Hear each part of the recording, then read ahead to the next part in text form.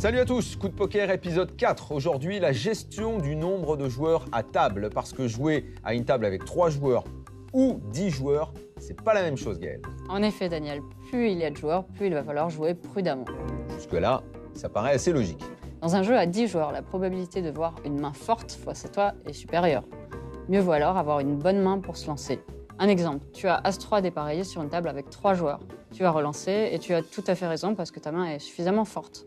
Mais avec 10 joueurs en début de parole, elle ne vaut plus grand-chose. Donc Gaël, on tombe pas amoureux de ses cartes et encore moins amoureux d'un as si on en voit un quand on soulève ses cartes. On ne tombe jamais amoureux de ses cartes.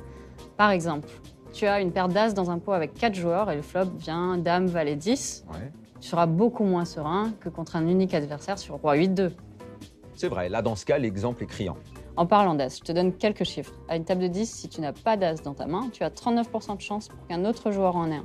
Ouais. À 4, la probabilité tombe à 9% seulement.